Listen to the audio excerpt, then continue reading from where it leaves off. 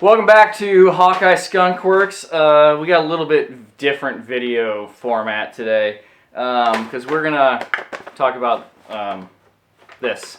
If you clicked on this video, this is not. I'm not gonna be doing like a bunch of DIY. Like we're not gonna build them today.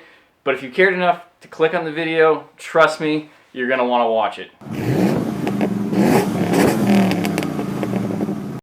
So as I was getting ready to get the Bronco, or the Explorer ready to sell, I started thinking about some other things about it and going through some stuff, and I forgot that I had this, and probably some of you guys are going to be really mad that I forgot about this until now. Oh boy, it's been like 3 years ago since I put the suspension lift on this, and when I got the strut spacers, I actually I mic'd them out. I measured all of it in case I ever wanted to build a set of my own. So that's what we've got here. So yeah. I'm going to put the camera on the stand and we'll take a closer look at this. Just a quick recap. I've got 2-inch suspension lift strut spacers on the back from BTF Fab. You can find them online. And on the front, I have 2.5-inch spacers that I got from eBay. They're not branded. They don't say where they come from, who makes them, or whatever. So that's what I have on the front. Let's just take a closer look at these. All right, so I'm behind the camera here, and it's just so I can try and get the best focus on this. So let me try to zoom out a little bit. There we go. All right. So the top one is the front spacer. And what it boils down to is you have 2 plates this size with a piece of round tubing in between. I traced these, but the measurements, I used a micrometer off of the actual piece itself. I didn't measure my tracings. And so, like I said, it's 2 plates. The plate itself was basically 1/4-inch plate, steel. It was 127 mil. I used mil because I feel like that's the most accurate with a micrometer. 127 mil all the way across. This side over here, 71 mil.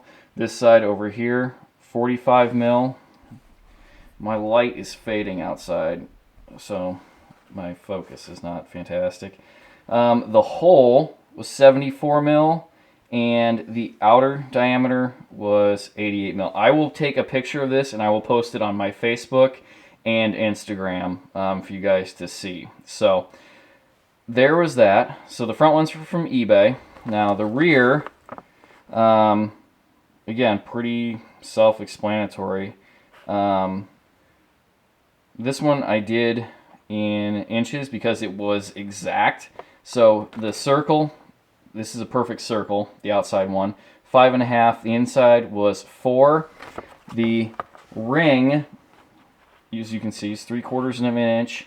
And then the ring from the inside circle to the outside of where that bolt hole would have been is 28 mil.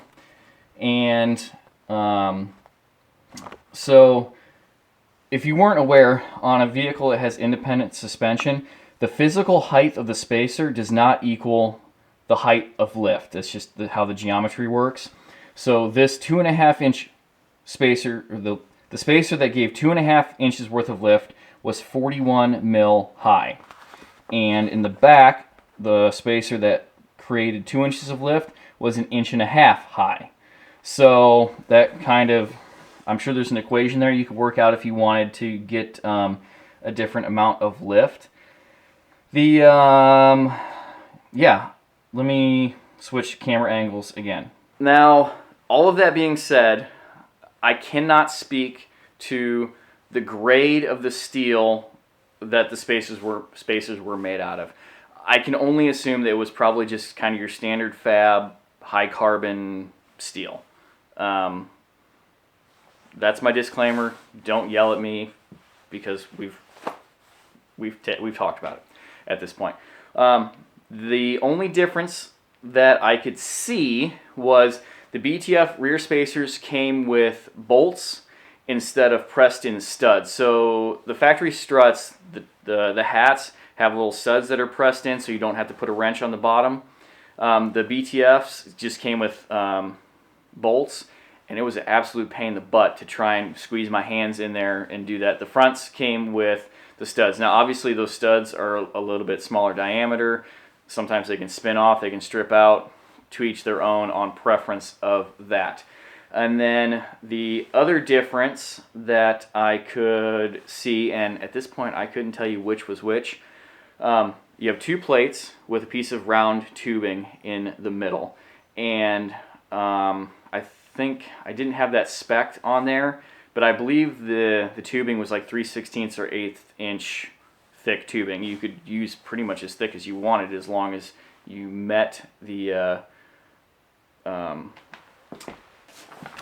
measurements. And the inside diameter measurements on this, I don't know if it'll be on focus, that was the inside diameter with the tube. And like I said, the difference that I couldn't tell you now was they each were two plates with the piece of tubing in the middle. On one brand, the piece of tubing was sandwiched, so it was the plate with the tubing on top or underneath, and then it was welded. And then another brand, the piece of tubing went through the plate and then was welded, that way. Hopefully that makes sense. I don't know that I see an advantage either way, because it's still going to be sandwiched between the top, the hat, and the strut mount. So you could do it either way.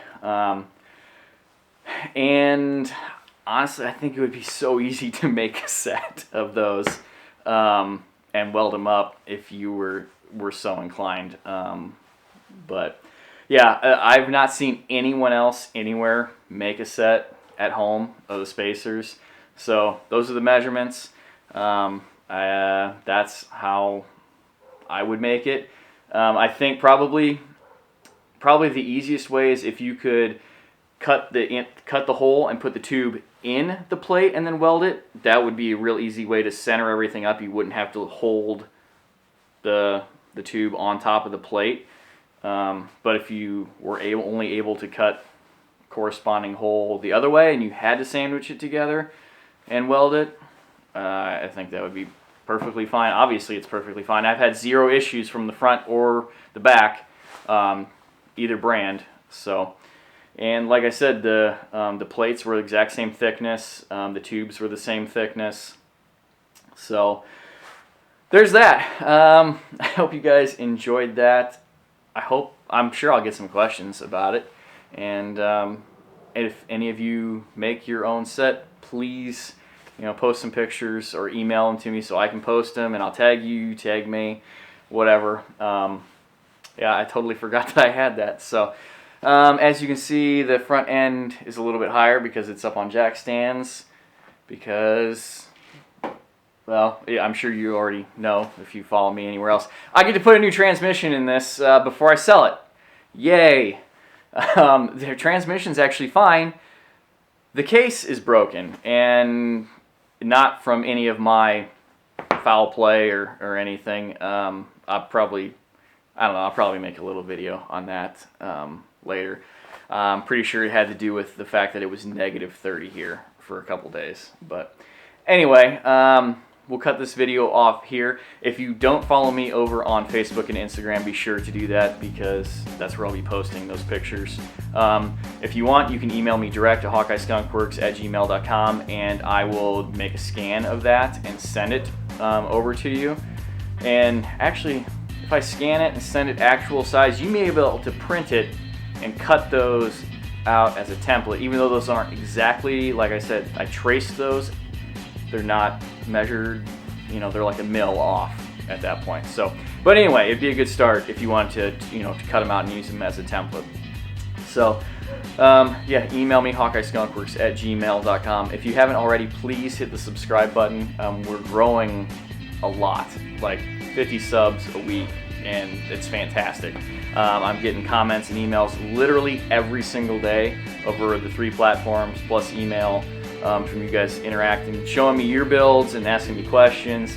And anyone who's done that, you know that I respond. So sometimes it takes me a day or two just because life, but I always respond, and I really appreciate all the interactions. So hit the thumbs up button if you enjoyed the video or any of the other videos, and make sure to turn the notifications on, because since I am a smaller channel, you may not get notified right away that I uploaded a new video, and that will ensure that you will see it every time I load a video. And it's not on the same day every day, because again, life. But it's usually right around the weekend. 1 week, 1 video a week is what I've been doing. That's enough of that. Thanks again for checking out the channel. Until next time, take care. Bye.